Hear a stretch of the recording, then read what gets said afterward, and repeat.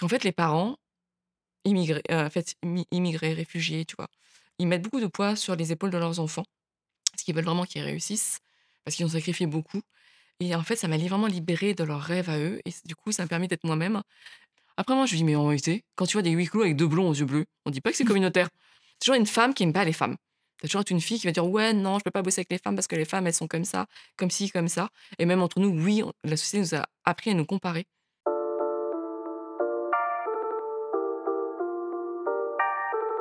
Mais de toute façon, tu sais que c'est confidentiel. Il faut que ça bouge dans la ville, il faut que ça bouge dans la ville. Bon bah bonjour Boulom Souk, merci d'avoir accepté de venir t'asseoir dans notre fauteuil, des confidences. Donc je te préviens, un épisode confidentiel, ça commence toujours pareil, par la même question tout le temps, savoir comment tu vas. Je vais bien, vraiment là, je vais bien. En ce moment, En ce moment, ça va. J'ai eu un mois de septembre où j'aimais pas parce que je déteste le mois de septembre, j'aime pas la rentrée, c'est lié à plein de choses et là, depuis le mois d'octobre, ça va bien. J'ai fait une retraite de yoga pendant 2 jours, j'ai bien repris le sport, j'essaie de manger équilibré, tout va bien. ouais, et pourquoi t'aimes pas le mois de septembre? Ah, c'est, parce que j'aime pas en fait que c'est la rentrée scolaire et les gens sont très speed. Moi, pour moi, ça change pas grand-chose, en réalité. C'est plutôt en stand-by parce que tu sais, les projets, ça met du temps à se mettre en route. Donc les gens sont super énervés et actifs. Toi, tu es dans ton mood, en fait, qui est en stand-by, qui est habituel. Donc du coup, il y a comme une dissonance, tu sais, entre le speed et l'énervement des gens et toi, ton état d'esprit. C'est la fin de l'été aussi. Je suis une enfant de mois de l'été. Donc voilà, je suis du mois d'août. Donc du coup, ça annonce aussi la fin de l'été, le début de l'automne, le début du froid et c'est aussi malheureusement le mois anniversaire de la mort de ma mère. Ok, ouais, donc c'est Ouais, c'est pas le mois, très réjouissant, quoi. le mois maudit, quoi. Ouais. Enfin, en façon de parler. Donc toi, t'es née au Laos, t'es arrivée en France alors que t'étais toute petite, t'avais quel âge? J'avais 2 ans. J'avais pas tout à fait 2 ans. Je suis arrivée un mois avant mon anniversaire.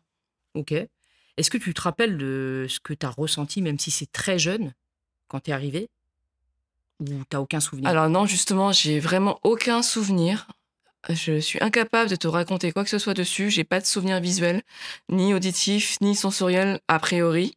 J'ai vraiment un trou noir. Tout ce que je sais, c'est ce qu'on m'a raconté, et du coup, c'est pour ça que c'est le sujet de mon documentaire. OK, et t'as des photos, des archives? Alors j'ai des photos du Laos, de moi enfant effectivement, mais de très rares photos de moi enfant. Après j'ai aucune photo du camp de réfugiés. J'ai des photos de moi en France, mais sur le tard parce que mes parents ont pu s'acheter un appareil photo, où j'avais déjà je pense, 4 ans, 4-5 ans. Donc j'ai pas de photos de moi vraiment, je dirais de mes 2 à 4 ans.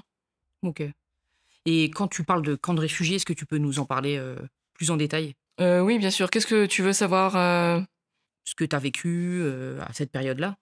Alors justement, c'est le sujet aussi de mon documentaire. C'est une grosse partie de mon documentaire de savoir, comment les gens vivaient dans les camps de réfugiés, notamment quand tu es un enfant en bas âge ou, tout simplement un enfant. Donc, grâce à mes recherches pour mon documentaire, j'ai appris qu'il y avait différents camps de réfugiés, mais selon, en fait, du pays d'origine d'où tu venais. Donc du coup, les Laotiens, à priorité, ont été au camp de réfugiés de Nang Khai, qui était à la frontière, du Laos et de la Thaïlande. Donc il fallait traverser le Mékong pour atterrir là-bas. Ce que j'en sais, c'est que, la nourriture était rationnée, qu'il y avait des règles de vie, la nourriture était rationnée parce que ma mère m'a dit qu'elle avait perdu, facilement une dizaine, une quinzaine de kilos. Elle était devenue, méconnaissable, hein, donc du coup, il y avait pas à manger. Par mes invités, quoi, par mes témoins de mon documentaire, je sais que, effectivement qu'il y avait, d'abord, pour pouvoir aller dans ces camps de réfugiés-là, il fallait passer des tests d'identité, en gros, parce qu'on était sans papier. Donc ils voulaient vraiment savoir si on venait de ces pays, de l'ex-Indochine, soit du Vietnam, du Cambodge ou du Laos. Donc il fallait justifier d'une certaine identité pour pouvoir avoir le statut de réfugié. En selon donc de cette identité qui a été, validée ou pas et de l'origine du pays. Parce que je dis l'origine du pays, parce qu'il y a des gens qui sont pas forcément laotiens, mais par exemple des Vietnamiens ou des Chinois, du Laos qui sont partis dans les mêmes camps que moi, donc OK. Nang Khai. Donc on nous orientait selon les camps et donc j'ai découvert qu'il y avait des coupons effectivement alimentaires, que les enfants ils n'étaient pas scolarisés.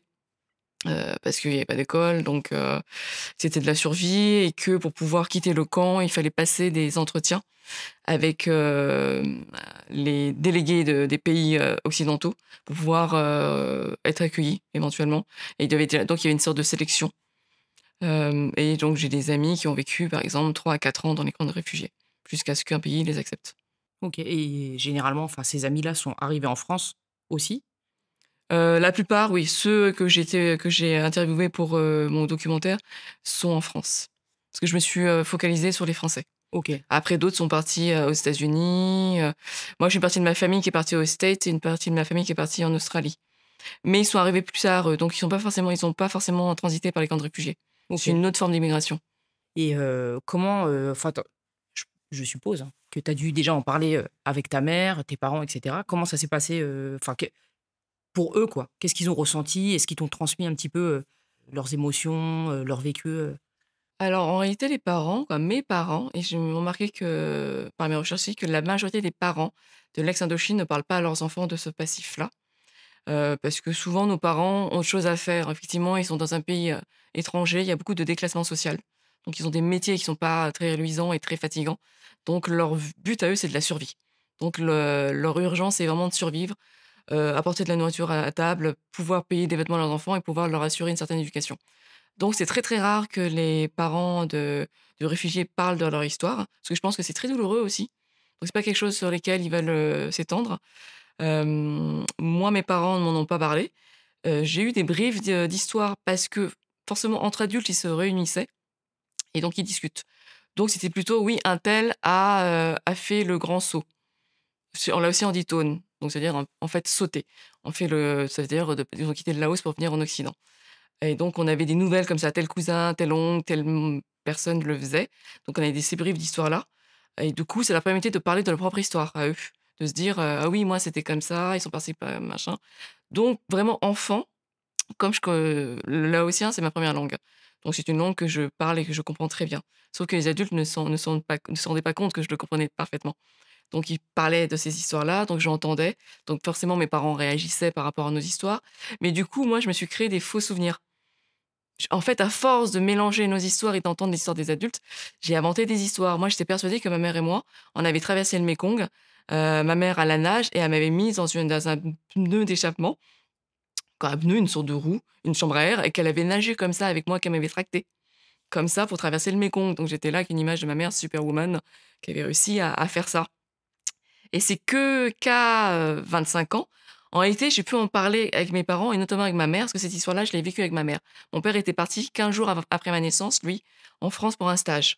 Il venait de passer son grade de capitaine de l'armée royaliste et donc il fallait obligatoirement qu'il fasse ce stage en France, pour avoir ses barrettes. Mais le changement de pouvoir a fait qu'il n'a pas pu rentrer au Laos. Donc du coup, moi, cet exil-là, je l'ai vécu avec ma maman et c'est surtout à elle que j'ai posé la question et donc je reviens donc quand je quitte chez moi, donc c'est là où je reviens sur cette question-là et donc je l'interviewe et je lui demande: «Mais, comment c'était?» et je lui rappelle cette histoire-là. Elle me regarde, elle fait: «Mais non!» Elle fait: «Tu folle, jamais j'aurais pu faire ça! Comment j'aurais pu faire ça? C'est impossible!» Et après, c'est vrai que du coup, j'ai eu un déclic, je me suis souvenue que c'était l'histoire de son cousin germain. Lui, effectivement, c'était un homme qui avait une vingtaine d'années et c'est ce qu'il a fait, lui. avec Il a son enfant? Ou Non, lui tout tout seul? seul. OK. En fait, tout seul, mais il avait pris un pneumatique ou Ou un un truc comme truc ça pour pour flotter. ouais. C'est ça qui lui avait Ah permis de OK. traverser parce il s'est aidé de ce pneu-là pour flotter. Ouais, Mais ouais. j'avais fait un amalgame parce que justement, comme nos parents n'en parlent jamais, nous, Mmh. on se crée nos propres souvenirs, on se Ouais, c'est crée nos ça. propres histoires. Donc voilà, donc non, non, il y a vraiment une sorte de pudeur dans nos familles de ne pas en parler et d'une certaine façon, en général, je pense que c'est culturel parce que je suis partie, au Vietnam en 2012 pour faire pour un projet de film qui n'a rien à voir avec mon histoire, mais sur un projet de film que je produisais sur, en fait, une personne qui était la voix vietnamienne qui, participait à l'effort de guerre, Viet Minh pour faire partir les, GI américains, du territoire. Parce qu'elle parlait parfaitement anglais et donc elle participait à ce qu'on appelle, à la guerre psychologique. Pour leur donner, en fait, la nostalgie de leur pays et notamment pour retourner les GI afro-américains contre, le gouvernement, américain en lui disant: «Mais les frères, Vous êtes là en train de vous battre pour les blancs, mais en réalité là-bas vous avez même pas de droits civiques. Donc du coup, j'étais partie pour, travailler là-bas, pour produire le film, pour trouver des aides et en réalité et je me suis, et j'ai réalisé combien les Vietnamiens, n'avaient pas envie de parler de cette histoire-là et qu'ils étaient vraiment dans une énergie: «On va de l'avant». Mmh. On va vraiment de l'avant, c'est le passé, on a pardonné. D'ailleurs, j'ai rencontré beaucoup de GI, notamment un GI qui avait s'était enrôlé à 19 ans, qui lui, en fait, justement, s'est rendu compte de l'horreur qui s'était, perpétrée là-bas et qui était bénévole dans une ONG, une association, pour aller déminer. Parce que, Ah, c'est fou, hein. Ah ouais, ouais, pour aller ah, déminer parce que, les Américains ont déversé des tonnes de bombes, dans l'ex-Indochine et notamment le Laos est comme le pays le plus bombardé au monde. Il y a eu 260 millions de bombes qui a été larguées sur le Laos, en 9 ans, soit 2 millions de tonnes, sachant qu'à l'époque, il y avait, 2,5 millions de Laotiens. un véritable carnage, quoi. Ouais, un carnage. En fait, il y avait une bombe par seconde et il y avait 1,8 million d'agents orange qui ont été versés au Laos.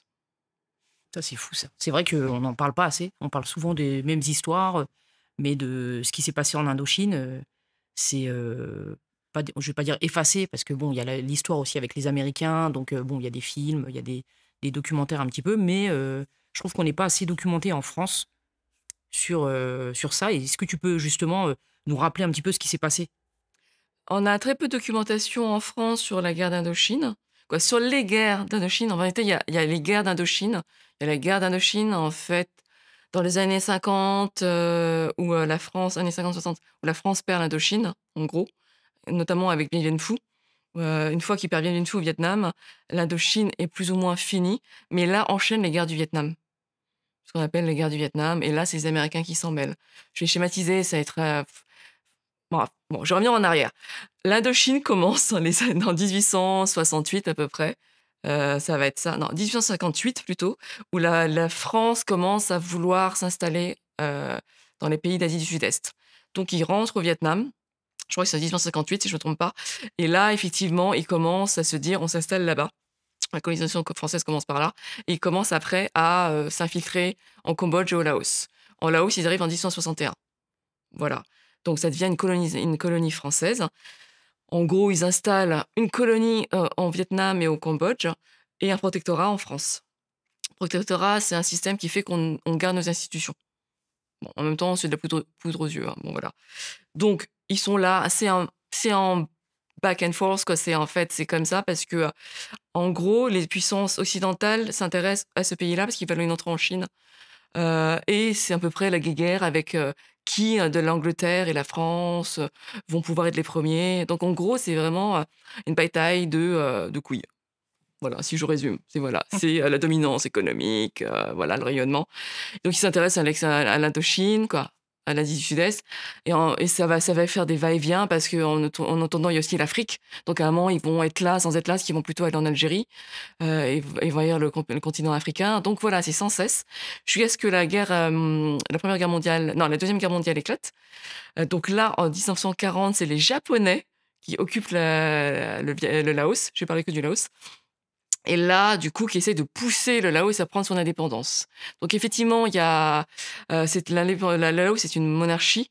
Donc le prince de l'époque, j'ai plus son nom en tête, effectivement, déclare, crée un mouvement qui deviendra à la suite le Pathet Lao, qui veut dire le pays du Laos, qui est en fait un mouvement qui va venir d'extrême gauche. Mais au début, c'est un mouvement fait par le prince de l'époque qui devient un mouvement d'indépendance communiste.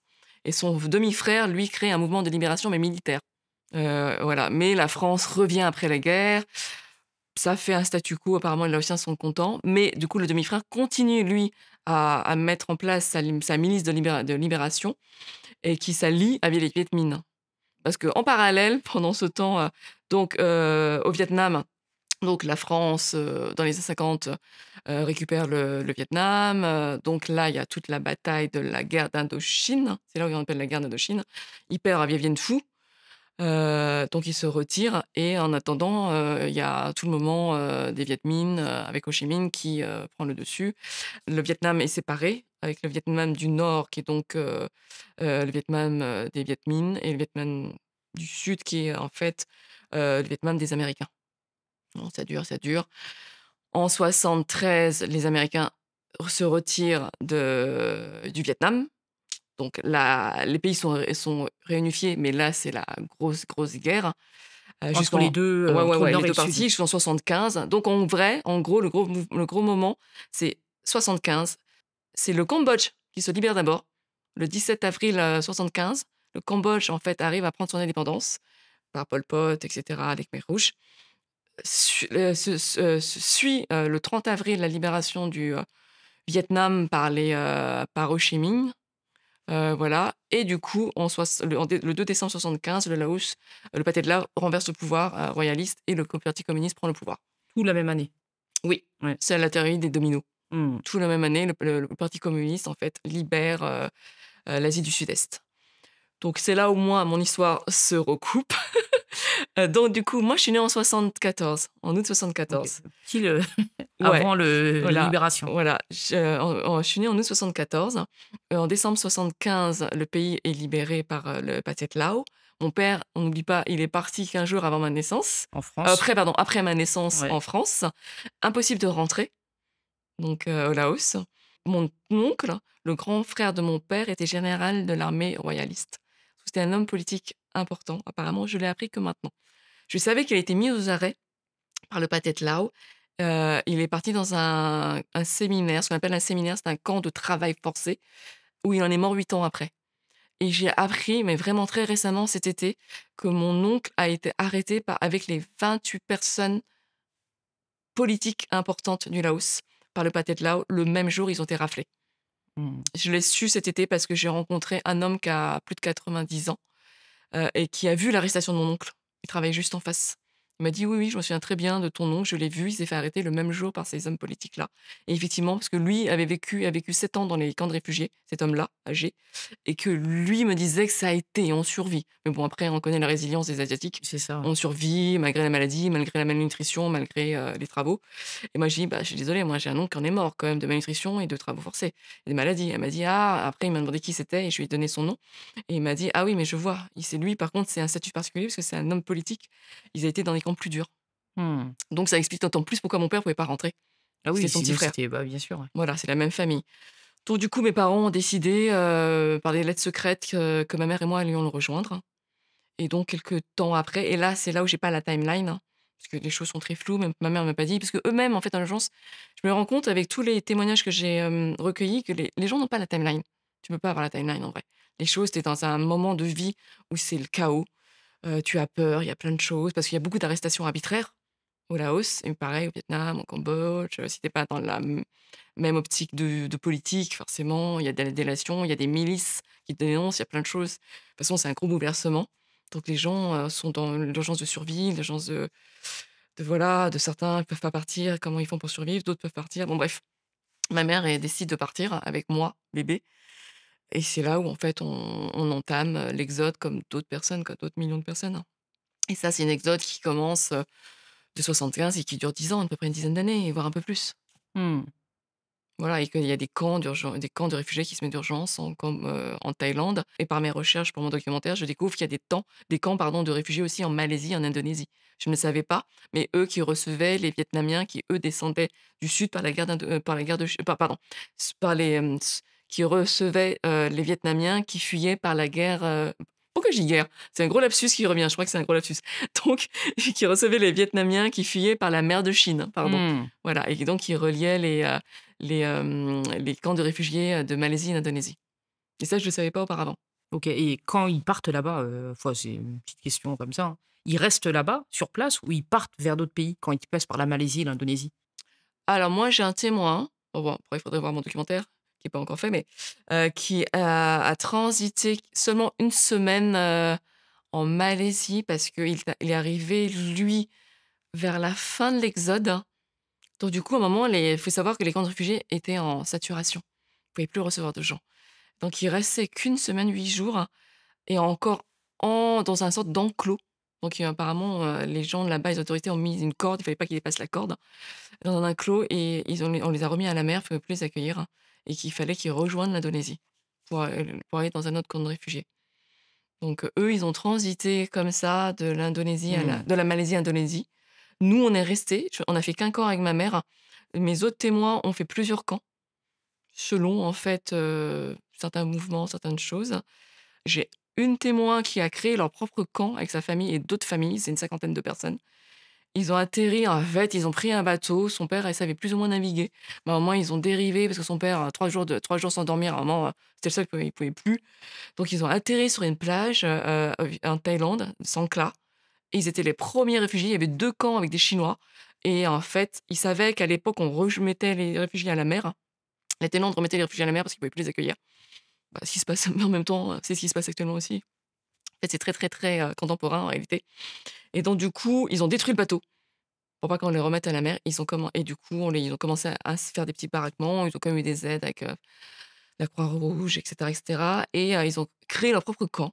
Et En 10 ans plus Thaïlande. tard, et 10 ans plus tard, à la plage, sur une plage, et 10 ans plus tard, ils se sont rendus compte qu'ils étaient 50 et c'est venu, il y avait 1000 personnes. Une vraie communauté. Une vraie quoi. Ouais, c'est communauté mortel. parce que les Ouais. autres réfugiés venaient s'installer, et Hmm. ainsi de suite. Et voilà, et en fait, les choses se créent comme ça, quoi. C'est Dans l'urgence. ouais, dans les choses. Mais en Ouais. fait, c'est l'histoire à la fois effrayante mais magnifique. Hmm. Tu sais, sur la résilience et la survie des gens. De se dire, et en fait, je me demande toujours comment les gens arrivent à savoir comment les choses se font, pardon. Tu sais, de savoir, tiens, faites plutôt ça parce qu'on sait que les autorités thaïlandaises vont vous remettre à l'eau.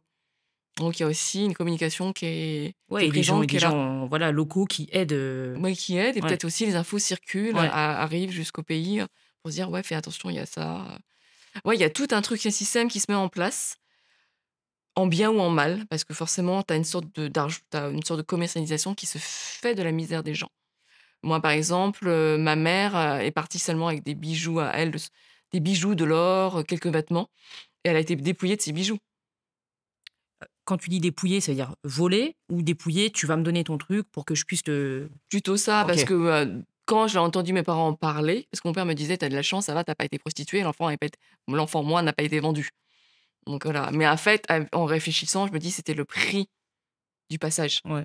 Voilà. Donc effectivement, le tonton que mes grands-parents avaient recommandé à ma mère, parce que tout le monde est un oncle de toute façon chez nous là-bas, parce que c'est un titre de respect. Donc le tonton a effectivement pris les bijoux de ma mère pour pouvoir payer les passeurs, à mon avis, pour payer ses services. Hmm. Mais Donc ma c'est mère s'est fou. retrouvée sans Hmm. rien, quoi. C'est fou parce qu'il y a beaucoup de similitudes. Comme tu dis, c'est une histoire un peu contemporaine, mine de rien, alors que ça date d'il y a plus de 50 ans. Voilà. 50 ans. Ouais, 50 ans, Parce que voilà. c'est Ouais, la c'est ça. commémoration de 50 ans, là. Et tu dis, et là même ça, tu vois, les passeurs, les camps de réfugiés, etc., c'est tout le temps d'actualité, mais avec d'autres communautés. Mais complètement, je sais pas, il y a toujours des gens qui vont mettre en place des systèmes d'entraide, c'est sûr, hein.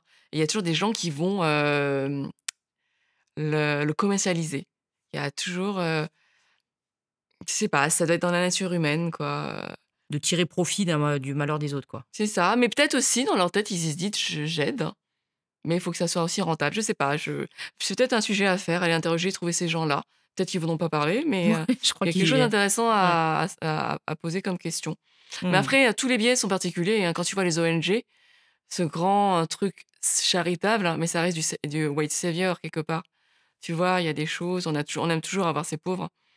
Donc du coup, dans quelle mesure la charité est aussi Ouais, tout est équitable, business. hein? Ouais. Que tu vois, dans mon histoire, quand tu te rends compte que on vient nous caster.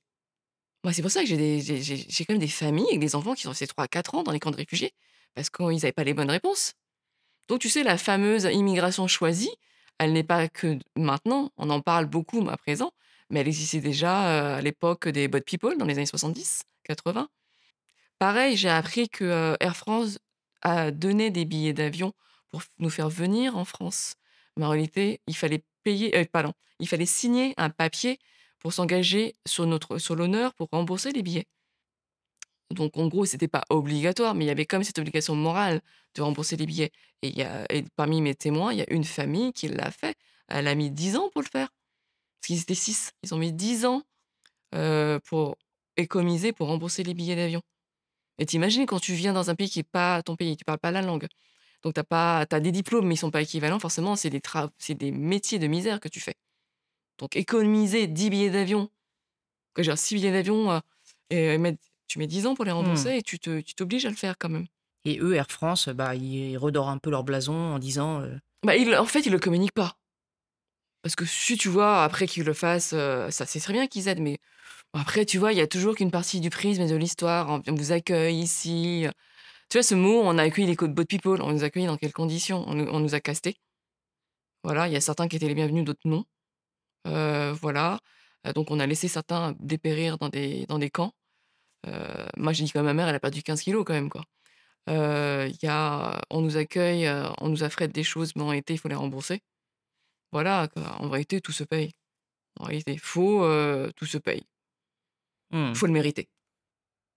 ouais, mais faut le mériter, Mais à quel prix? Voilà, c'est ça. ouais, c'est ça. Et après, on est toujours pas Hem, considéré. ouais, c'est ça. C'est ça.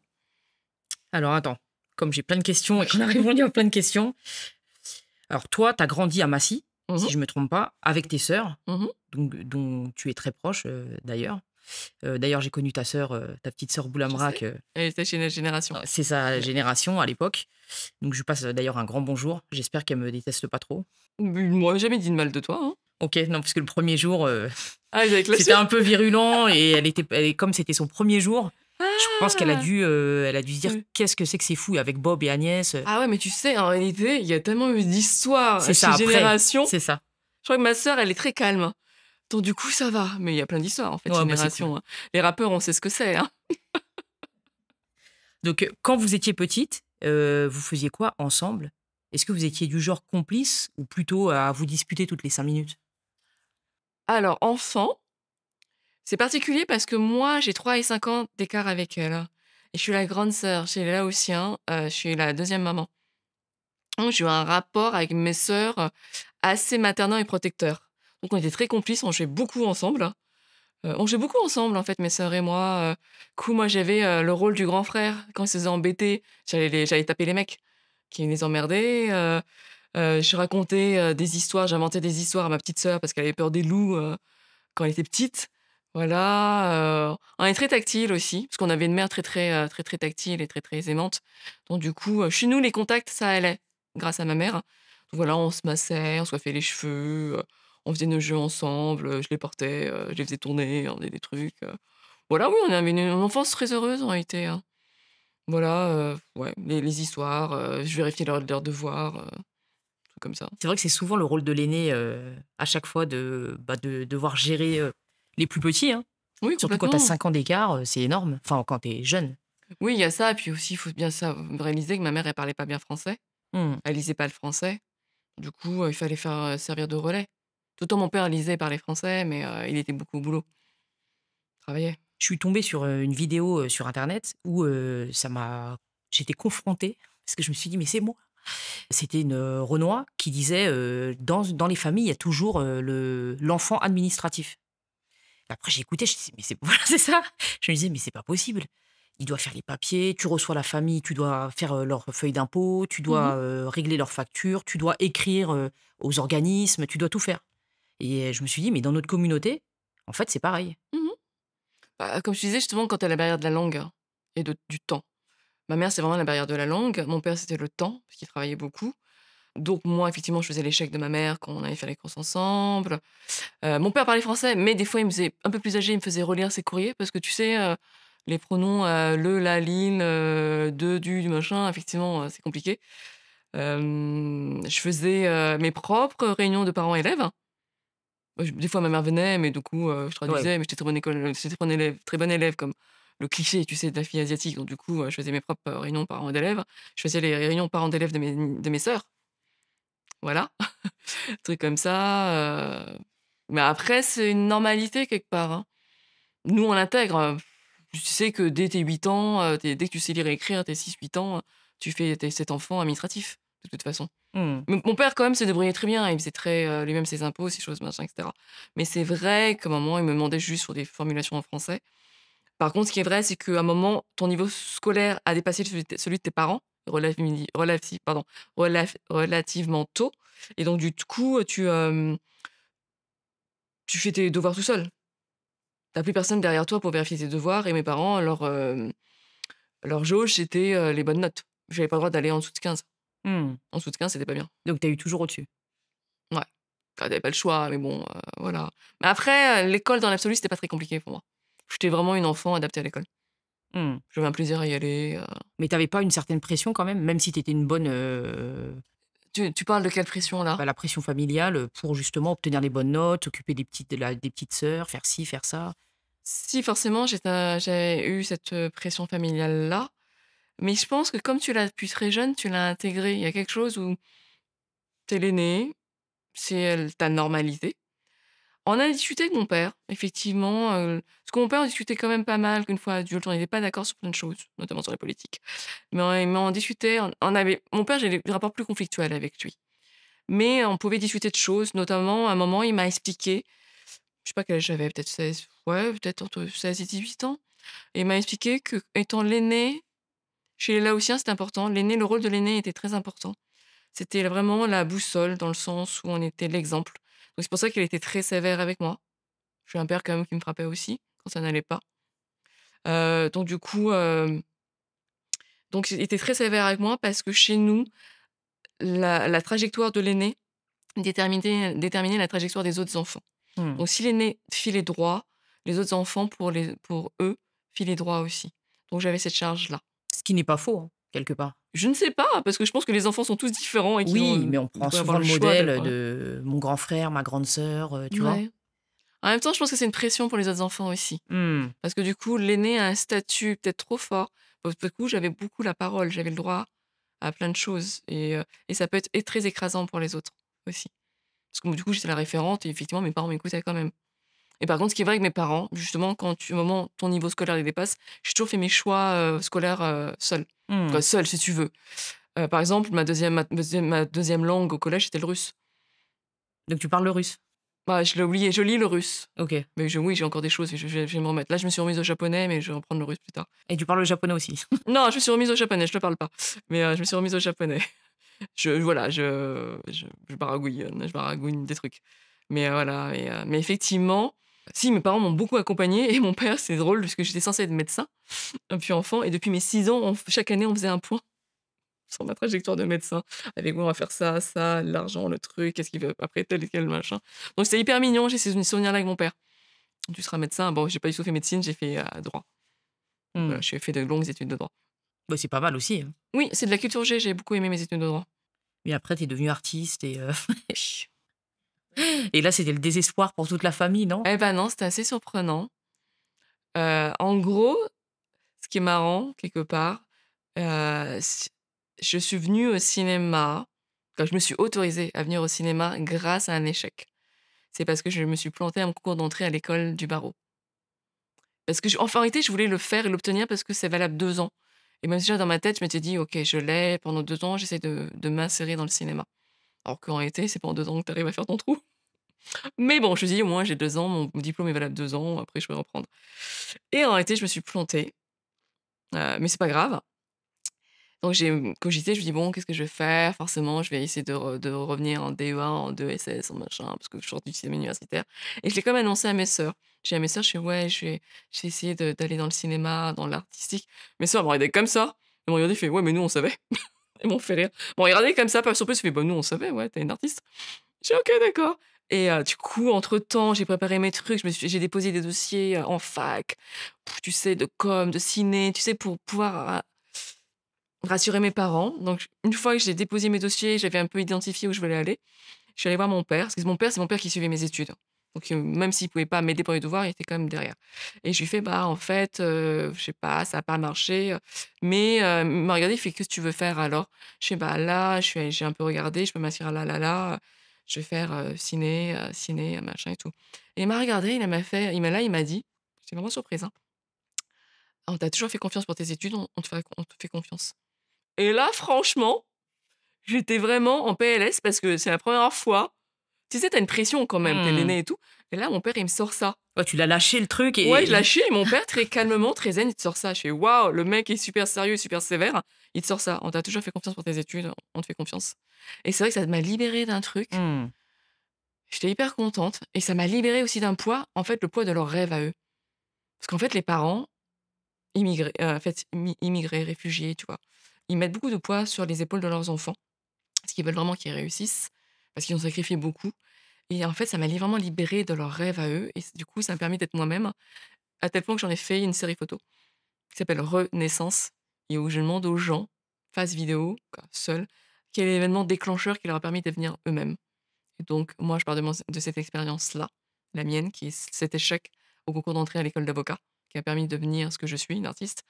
Et après, je les photographiais à la sortie d'une bulle. Il va éclater une bulle, comme s'il renaissait. Mais c'est un vrai, sujet, hein, d'avoir cette pression, en fait, des parents, qui rêvent, bah, même, dans les carrières de footballeurs, Mmh. les carrières «ratées» entre guillemets, ils ont pas réussi ou ils se sont, comme tu dis, sacrifiés énormément, dans leur pays d'origine. Ils sont venus en France pour un avenir meilleur, on va dire, et ils font des métiers souvent ingrats, Mmh mh. mais en espérant que leurs enfants justement, réussissent et ça c'est, il y en a plein qui vivent ça, c'est vrai, même, de différentes origines. Complètement. Mais par contre, je me pose la question si c'est vrai uniquement pour les populations immigrées ou migrantes ou aussi, dans d'autres populations, je dirais de souche. Parce que je me pose vraiment la question parce que moi, j'avais une amie qui venait d'Aurillac, mais du fin fond de l'Aurillac. Elle a des parents dont son père était charcutier et sa mère qui devait travailler comme secrétaire. Tu sais, mais à un niveau, pas très, pas, secrétaire de direction, mais voilà. Vraiment du coup, artisan, milieu social, artisane, ouvrière, tu vois? Pas du tout CSP+, et elle, elle en a voulu à ses parents. Elle est fille unique déjà, elle en a voulu à ses parents parce qu'ils l'ont poussée à faire tout de suite un CAP, quelque Mmh. chose de très professionnel alors qu'elle aimait bien l'école.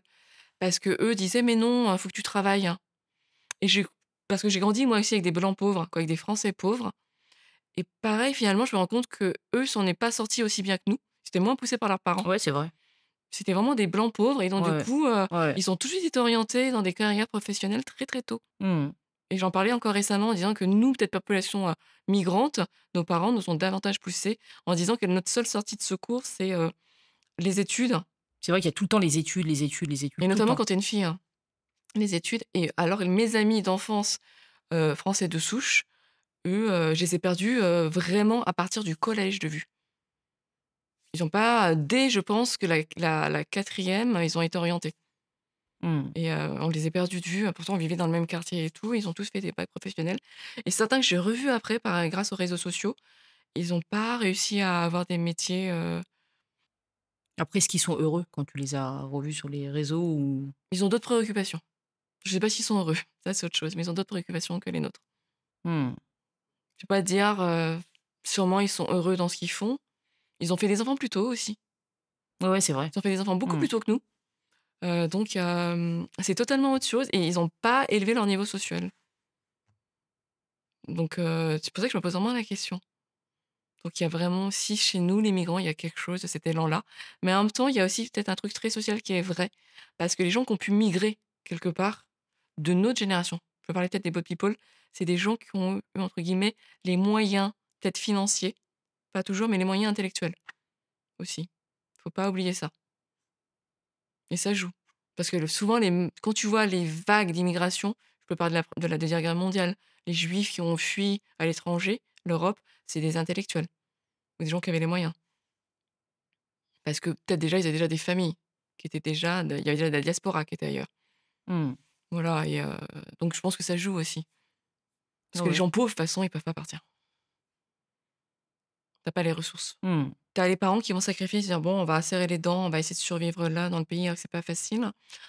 Moi, j'ai l'histoire d'une cousine effectivement qui a, dans les années 90, du coup, fin 90-2000, donc c'est ma cousine germaine, hein, vraiment. Ses parents, l'ont envoyée aux États-Unis pour épouser un Laotien là-bas sur place, pour qu'elle, elle s'en sorte. Voilà, c'est un mariage arrangé, effectivement, pour qu'elle s'en sorte, et que nous, dans ma famille, j'ai une lignée de femmes, souvent dans la mentalité, on essaye de que les filles, s'en sortent par le mariage, au moins. Alors qu'elles sont toutes des femmes indépendantes, en réalité. Mais, il y a ce truc-là, que mon père avait du mal à comprendre. Parce que lui, dans sa tête, mon père est féministe malgré lui, il ne le sait pas. Ce qui s'est arrivé avec une histoire avec une de mes cousines, qui a un parcours exceptionnel, c'est ma petite cousine, elle a quelques années de moins que moi. Je pense qu'elle est née dans les années 80 elle. Elle a été la maîtresse d'un homme d'affaires thaïlandais qui est totalement analphabète, qui parle pas, qui écrit pas, quoi, qui ni lit et écrit le thaï. elle devient sa maîtresse, je ne sais pas dans quel contexte. Elle lui fait un enfant. Lui, il n'arrivait pas à avoir d'enfant avec sa femme. Il quitte du coup sa femme pour se mettre avec ma cousine.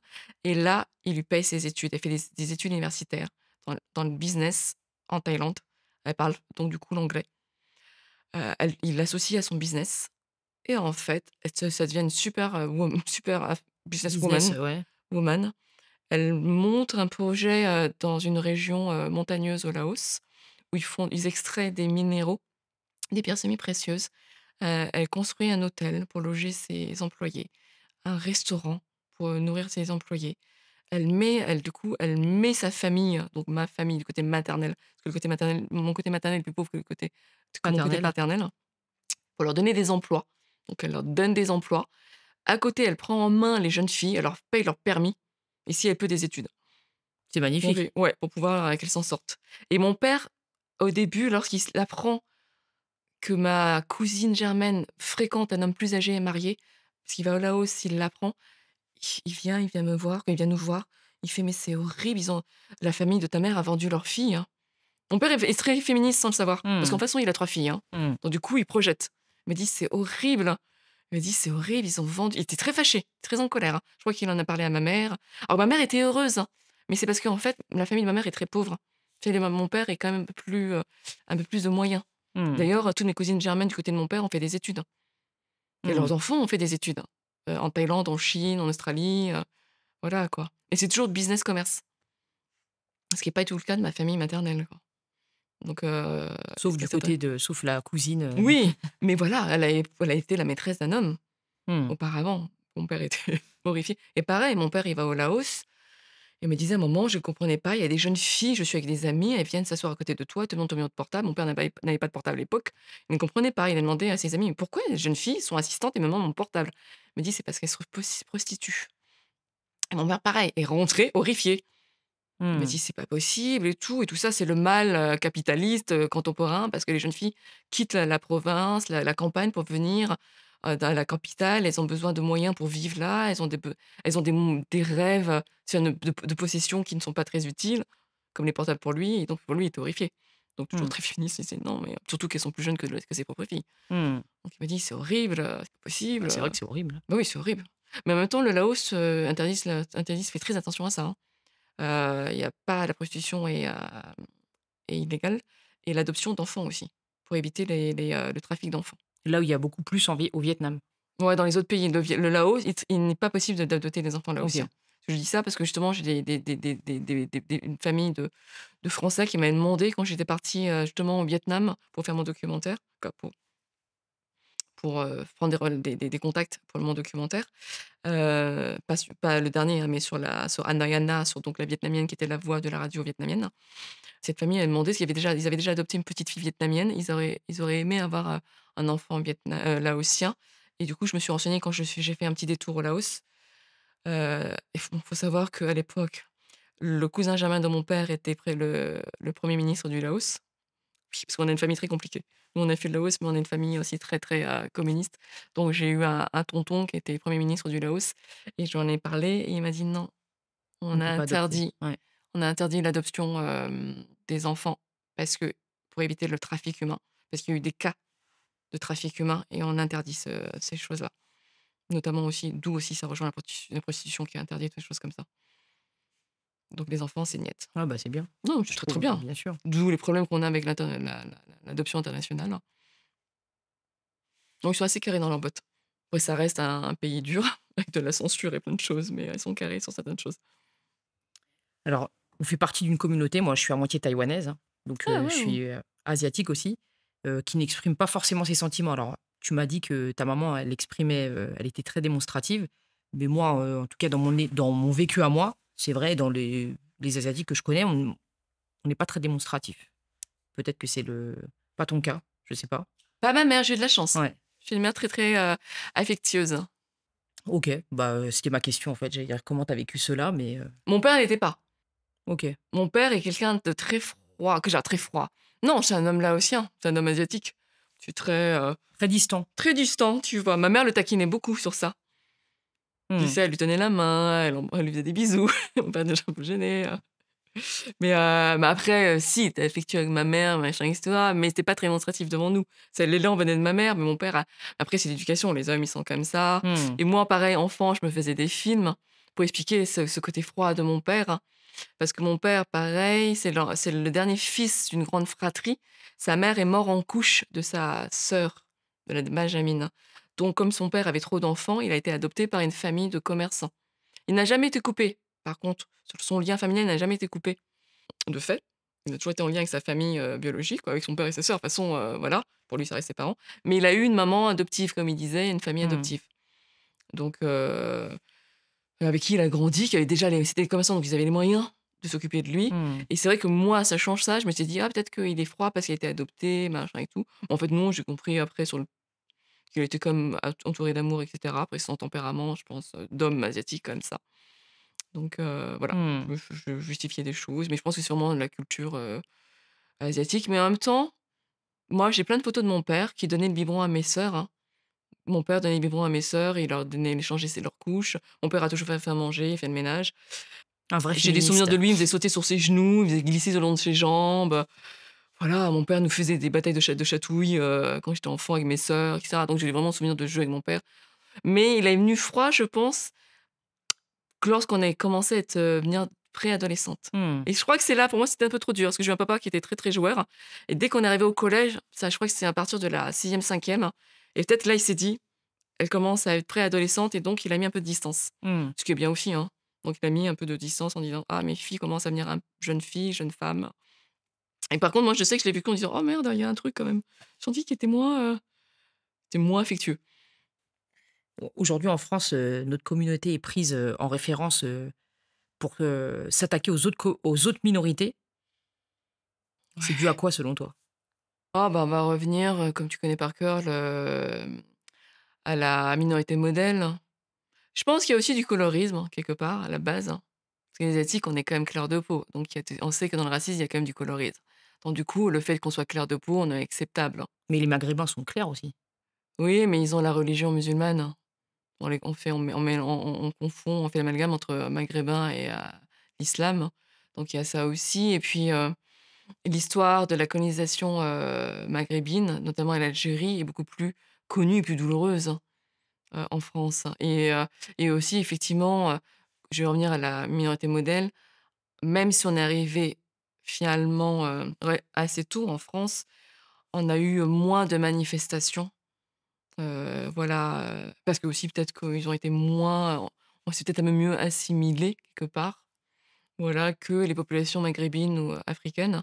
Parce qu'effectivement, il y a eu plus de mouvements de contestation dans les années 80, 83, 84 avec la marche de l'égalité, et antiraciste menée par, les maghrébins et les, afro-descendants, qui a fait beaucoup plus de bruit que nous effectivement, la communauté asiatique, on était plus silencieuse parce que, je saurais pas te dire pourquoi, peut-être qu'il y a aussi une comme cette mentalité à se dire, «Oui, travaillons, on s'intègre et cetera et cetera». Oui, il y a beaucoup, c'est vrai, la notion de travail, mais tu vois, tu parles d'assimilation, en disant on s'est plus assimilé, mais si tu prends par exemple les Chinois de Chine populaire, qui sont à Belleville, 13e, Ouais, 3e aussi, il y en a beaucoup, beaucoup qui parlent pas du tout la langue, tu vois, mais qui complètement. travaillent et qui sont pas assimilés du tout.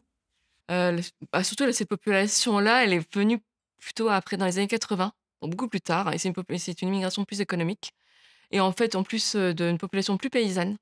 Ouais, Parce ouais, que si on parle des Wen, en fait, et les ouais, ouais, Wendu, donc du coup, c'est pas la même mentalité et c'est vrai qu'ils sont peut-être un peu plus entre eux. Parce que c'est vrai que je connais même encore des Wen qui parlent pas bien français, hein, c'est alors qu'ils ça, sont ouais. arrivés après nous. Mmh. Hem, mais ouais, j'ai peut-être ce côté très travailleur, même si en fait, on nous aime pas en réalité. Très travailleur, parce qu'on va nous reprocher du coup d'être plus entre nous, d'être du coup un petit peu parce que quand on parle pas bien la langue entre nous, on est un peu plus vicieux, tu sais, plus fourbe. Voilà, donc on a la discrimination du racisme d'une autre manière qui est peut-être qui est moins frontale, mais en réalité qui est très présente en réalité. Donc c'est d'autres pour moi, le racisme est là sous une autre forme, hein. Donc on est attaqué d'une autre manière parce qu'on reste la population, la minorité où on peut l'attaquer, très ouvertement, ça pose moins de problème. «La plus docile» entre guillemets. Bah, la plus docile pour eux, mais Pour eux, c'est c'est parce ça. que, oui, mais c'est pas grave. En fait, avec les Roms, on est les 2 minorités où on peut nous taper dessus sans que ça pose problème et nous taper aussi, je veux dire aussi avec par les autres minorités, en vrai. Parce qu'on les autres minorités font aussi la même erreur, finalement, de nous taper dessus parce que justement, comme on est la minorité de nos modèles, c'est pas gênant de continuer à dire, à faire croire qu'on mange du chien. Mmh. J'ai encore vu un sketch par, un acteur, quoi, quelqu'un qui fait des stand-up, c'est un noir, qui va relever le truc comme ça en rigolant, en parlant du chien de Nawel, Ah Madani, de en disant: «Oui, non, les noirs, ils veulent pas les chiens, ça aurait été des chinois», oui, ça mais personne ne le relève dans les coms. Moi, je mmh, le relève par contre, parce que ça reste du racisme anti-asiatique. mmh. C'est-à-dire, voilà, c'est quelque chose qui, oui, qui est perpétué, même par les autres communautés. Après moi, c'est pas grave, faut pas m mais voilà, quoi qu'il en soit, dans toutes les communautés, on a, ces trucs-là entre nous, déjà, faut qu'on règle. Faut déjà entre les minorités, faut qu'on règle nos problèmes déjà. Qu'on Mmh. arrête de se taper dessus parce que vraiment l'ami commun, c'est, ouais, c'est le colonisateur, quoi. C'est ceux qui nous ont colonisés. On n'est pas par hasard dans ce pays-là. C'est qu'on a juste une histoire commune, hein. C'est qu'on a eu le même occupant, pendant des siècles.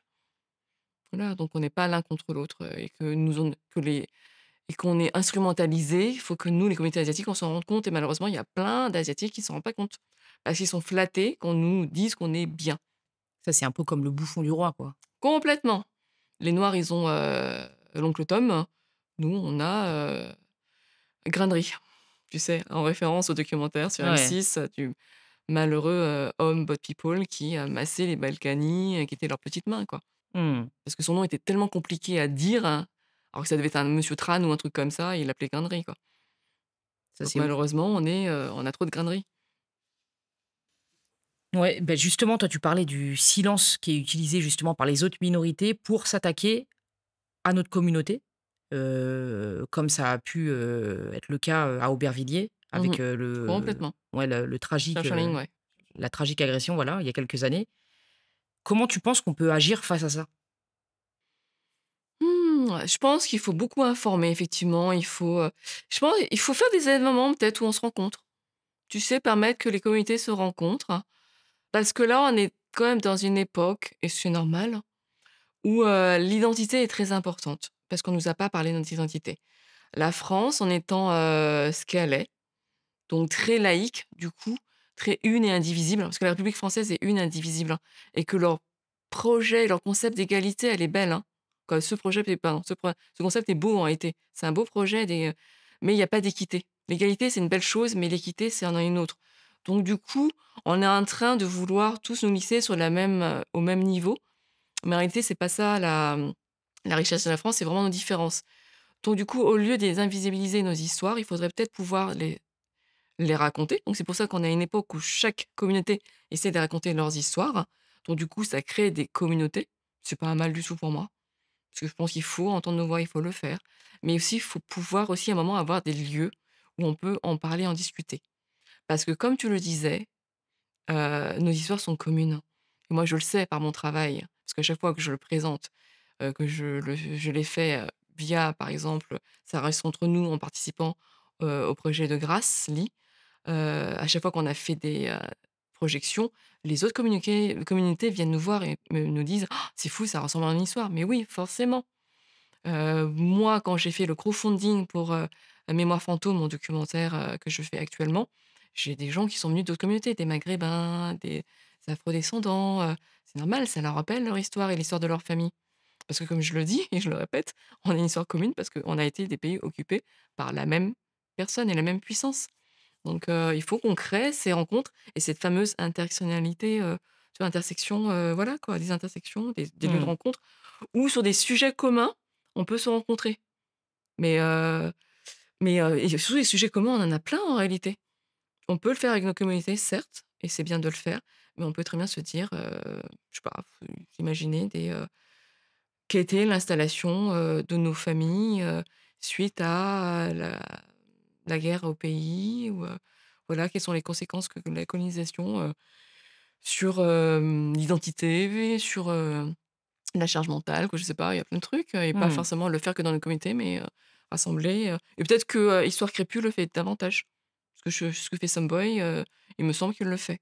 Parce qu'il a des panels de gens, de différentes communautés. Mmh. On a peut-être besoin de plus d'initiatives comme ça, Oui, de projets à nous, quoi. Mmh. Il y a ça et vraiment, moi, lutter aussi, peut-être que ça soit davantage expliqué dans les écoles. Parce que la décolonisation, c'est, au programme à mon époque, c'est au programme, de terminale. On parle vite fait des colonies et ça c'est une demi-page, je crois, dans le livre d'histoire Mmh. et il faut vraiment pouvoir aller jusqu'en terminale pour pouvoir, Bien sûr, y ouais. avoir accès, hein. Ouais, Ce qui est pas le cas du coup des gens qui sont, orientés en CAP ou en ouais. BEP, je pense donc Ouais, donc ils ont aucune connaissance de non. ouais. Puis après, voilà, quoi et les émissions de télé, de toute façon, bon, la télé, elle est ce qu'elle est, hein. Il y a pas grand-chose, hein, parce que ça rentre pas dans leur ligne éditoriale. Ils Mmh. vont te dire: «Non, c'est un projet de niche, c'est niche et communautaire, ça n'intéresse pas le français» Ouais, sauf si tu vas et sur Arte et encore, oui ouais. et encore quand tu regarderas la production, c'est pas forcément des productions françaises, hein, c'est de la BBC, hein. Mmh. Des productions américaines, anglaises, tu vois? Parce que même, la série documentaire, de, Raoul Peck, j'ai plus le titre. Bon, le titre qui est, c'est un truc avec Kill, je crois. En Ouais. gros, sa série, documentaire sur, la violence de l'Occident sur, les racisés, en gros, si je résume, notamment les corps noirs, ça a été produit par la BBC, je crois, hein. Que Mmh. c'est pas une production française à 100 à la base, hein, ou la production française est venue après. Alors qu'on parle de colonisation française, hein. Mmh. Ouais, c'est ouf, hein. Il y a Ouais, comme une c'est ouf, espèce de tabou, complètement. ouais. Tout à l'heure, tu parlais de grainerie, justement, je voulais revenir là-dessus. Donc, il y avait cette polémique, qui était survenue par rapport à ce monsieur qui est décédé malheureusement. Ouais. Heu, je sais pas si c'était l'assistant des Balkany, l'assistant ou le Oui, voilà. c'était leur charité, on dira. Alors que j'ai vraiment rien dit ça, c'est les Balkany que je critique, hein, c'est pas du tout le monsieur. Bien Le sûr monsieur, on et sait d'où il vient, on sait pourquoi il fait ça, jamais je critiquerai le monsieur. ouais, ouais, Il est en mais le survie. monsieur a accepté, hein. Voilà. Il a dit qu'il était content, que ça le dérangeait pas, mais est-ce que c'est, justement l'acceptation, on va dire, du tu vois, le colonisé, enfin le colonisé, on se comprend, Après, tu vois, il y a un discours qui est là, qui est très présent, justement, je te dis, où c'est, une question de narratif. On nous a tellement fait croire qu'on nous a accueillis les bras ouverts et donc du coup, tu as beaucoup de population de boat people qui en est très reconnaissante et c'est vrai parce que moi j'ai interviewé des gens, notamment, quelqu'un qui est arrivé à 16 ans et quand il te raconte sa vie, parce que c'est des Chinois du Laos. Non, c'est des Chinois du Vietnam, pardon. Eux, c'est des Chinois du Vietnam. Quand tu vois leur histoire, de souffrance et de misère, toutes ces années de pénurie et de famine au Vietnam, d'autant plus qu'ils étaient chinois, donc ils étaient encore moins bien vus. Et je comprends que, lorsqu'ils arrivent en France et que c'est l'eldorado, qu'ils sont hyper reconnaissants aux Français. Parce que c'était la misère de chez la misère. Ils ne mangeaient pas à leur faim. Elle me racontait que eux, chez eux, à leur anniversaire, ils avaient droit à un feu. Sinon, ils mangeaient rien. C'était au quotidien, c'était dur de chez dur et ça durait des années, c'est leur enfance. Donc effectivement, quand ils arrivent à quitter, le Vietnam, grâce notamment aux Français parce qu'ils ont un grand-père. Ils arrivent à prouver qu'avec un grand-père qui avait travaillé pour une société française et donc du coup, on arrive à les rapatrier directement. Ils ont pas du tout transité par les camps de réfugiés, eux, en Asie. Ils arrivent à arriver directement en France et on les accueille dans un camp, dans un foyer d'accueil à Autun. Bah, forcément, ils sont hyper reconnaissants, mmh, forcément. Ils n'arrivent pas à voir le reste, l'ensemble du bien l'ensemble, sûr, ouais. l'ensemble Mmh. Et et le donc lui, ce monsieur-là, je parle de grainerie, ouais, je connais pas son nom, hein. malheureusement, Ouais, c'est ça, malheureusement. hein. Ouais. Donc lui, toi, comment tu l'as perçu, toi, à l'époque? Quand c'est sorti Ah! cette affaire? Bah, à l'époque, j'étais quand même très, consciente que c'était malaisant. J'étais vraiment très gênée. Mais ça n'a pas fait autant de bruit que maintenant, parce que c'est revenu cette histoire. Mais, moi, c'était très malaisant. J'étais jeune, hein, mais c'était malaisant. Vraiment, je comprenais pas, j'avais une sorte de colère et de honte. Ah ouais, de honte? Bah, ouais, je trouve ça honteux. Mais honte! Moi, j'avais honte pour lui. Que j'ai toujours je ne lui, je peux pas en vouloir pour lui, pas lui. J'avais de la colère pour nous et honte pour moi, mais pas pour le monsieur. Monsieur, jamais je le jugerai, on sait, vraiment, nos histoires, on sait ce qu'on doit faire, on sait ce que nos parents font pour nous Mmh. et C'est c'est vrai que ça qu'il faut tu célébrer, ouais, tu ouais. vois? Et c'est vrai que c'est comme Parce que si, personne n'a traversé ce qu'ils ont traversé. mmh. Mais elle, cette dame-là, Balkany, Bah, c'est eux qui m'énervent. ouais, ouais, c'est ça. C'est Moi, j'ai vu, justement quand ce monsieur est décédé, bah, il me semble, hein, qu'elle avait mis, «Oh repose en paix, grainerie, oh, tu resteras toujours dans encore? notre cœur». Ah oui, elle continue. Elle continue à l'appeler Ouais. grainerie et Bah, moi, j'avais surtout de la colère contre eux, contre les Balkany. Tu vois, c'est là où je reviens à ce fameux image, tu vois, du white savior. Sous l'image de la bienveillance, de la charité bien ordonnée, en fait, tu n'estimes pas la personne en face de toi. C'est pas un humain pour toi, c'est un esclave. Le monsieur, c'est un esclave. Voilà. Et donc, du coup, tu te dis, waouh, la fameuse charité chrétienne, elle est où? Que c'est une sorte de hiérarchie selon l'origine de la personne, et parce que toi, tu as les moyens, tu fais ça. Parce qu'en réalité, on choisit pas où on est. Et tu choisis pas la trajectoire qui t'amène à tel endroit. Donc, qu'est-ce qui te justifie, toi, parce que tu es le bien dans ton pays, tu es là, tu as réussi à te comporter comme ça sur une personne, et derrière, surtout un truc soi-disant de bienveillance. Oui, parce que ce monsieur, c'est un bot people, parce que c'est en gros, c'est ce qu'ils vont dire. Oui, c'est notre petit bot. En plus, c'est toujours le possessif. C'est notre petit bot people, c'est mon pauvre. notre Enfin, c'est là, mascotte, c'est mon notre, pauvre, quoi. ouais. Mmh. C'est mon pauvre. Donc voilà, c'est bon, c'est triste pour eux, quoi. C'est fou, hein, ouais, Ouais, c'est fou. qu'en Et en fait, je 2025, crois que le pire, c'est qu'il y a plein de gens qui le voient pas. C'est de ça, c'est de cela, c'était de là où c'est très triste pour notre société. Parce qu'ils vont dire: «Mais non, ils l'ont aidé». Bah ouais, mais tu peux aider les gens autrement sans les humilier. Bon, il y a un gros travail à faire, hein, mais bon. c'est pour ça qu'on est là. Ouais. Alors on a beaucoup parlé de la communauté asiatique, hein, c'est Mmh. normal. C'est nos origines, c'est notre identité comme tu dis, voilà et ça me tient à cœur moi, parce que je trouve qu'on en parle trop peu, Ouais. et je pense que c'est, vraiment important de s'exprimer, là-dessus. Toi, dans ton travail, ce rapport à la culture, à la mémoire, il est très présent, de par des documentaires, et cetera. Tu dirais que la culture, c'est un moteur pour toi? Ma culture laotienne, tu Oui. veux dire? Alors, j'ai une trajectoire, tu sais, qui est un petit peu comme beaucoup de personnes. J'ai mis du temps à m'autoriser de parler de ma culture directement. Je suis toujours cachée derrière la culture des autres. Donc vraiment, j'ai co dans mes moi, je viens vraiment de la fiction, hein. Le documentaire, j'en fais très rarement. Ça sera que mon troisième, et il me C'est pas mal. c'est pas mal, mais c'est pas beaucoup, finalement, mais c'est un documentaire qui me tient vraiment à cœur parce que c'est mon histoire personnelle d'enfant, et ça rejoint plein d'histoires d'autres personnes. Je me suis autorisée que sur le tard pour revenir sur des sujets très personnels, parce qu'avant, il y a une sorte de pudeur de parler de soi, et je pense que déjà, quand tu es artiste, tu es vachement déjà très égotique et très égocentré. Donc du coup, moi, dans mes fictions, je mettais de la diversité, mais pas forcément de la diversité asiatique. En réalité, je mettais toujours des noirs, des rebeux, des métis, ce que tu veux. Parce que je dis: «Bon, tu tu réalises. Il y a une partie de ton équipe qui est aussi asiatique, de staff derrière et tout». Je me dis: «Bon, peut-être too much», et en fait, je m'étais, tu vois, formatée. Je m'étais auto-censurée, comme en fait, depuis toujours, notre société nous dit: «Ouais, vous êtes toujours, les asiatiques entre vous, vous êtes toujours en communauté». Bah, je l'avais intégré. Mmh. Donc je me suis pas autorisée à parler d'asiatique tout de suite. Je mettais tout le monde sauf nous, en disant: «Bon, de toute façon, tu es déjà derrière, c'est toi qui maîtrises le truc».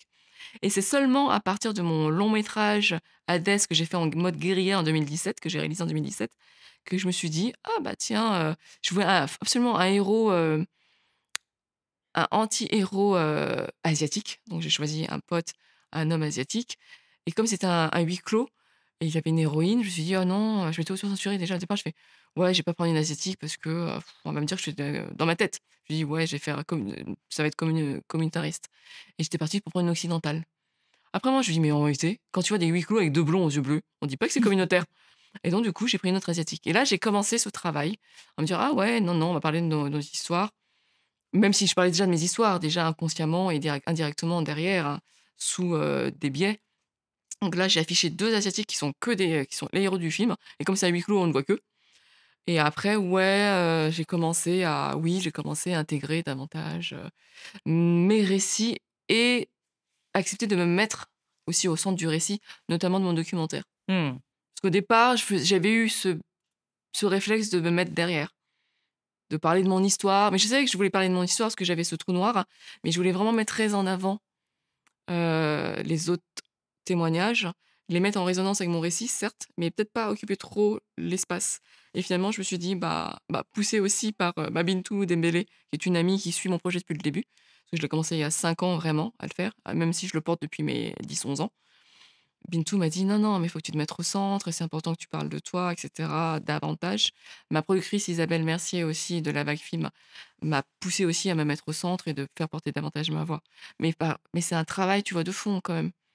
Parce que comme je disais, qu'on est comme des personnes très égoïstes et très égocentrées quand tu es artiste, j'avais ce truc de pudique en me disant: «Waouh, je parle déjà beaucoup de moi dans mes œuvres, je ne parle que de moi, j'ai pas forcément envie de m'afficher Mmh. davantage et on me voit déjà assez». En réalité, ouais, non, après, la pulsion est là, ça vient de mon récit, de mon trou de mémoire, de ce fameux trou noir et en plus un trou noir se crée des univers, donc c'est Mmh. beau aussi, donc du coup, Ouais, là, tu je es dis: le «OK». lien entre tout ça, quoi. Ouais et en plus, c'est que certains, sont des amis à moi. Mmh. Pas tous, mais et j'ai démarré ma première interview, je l'ai démarrée avec, Savandi, Kong, ma pote, qui a une marque de kimono que je porte, et qui, ouais, qui a été la première à accepter l'interview, quoi. Elle qui a vécu 4 ans dans un camp de réfugiés. Ah oui, Ouais, 4 ans OK. et c'est pas rien. Ah c'est ouais. Voilà, de ses, 3-4 ans, 8-9 ans, quoi. Mmh. Et elle a des souvenirs de ouais. Souvenirs.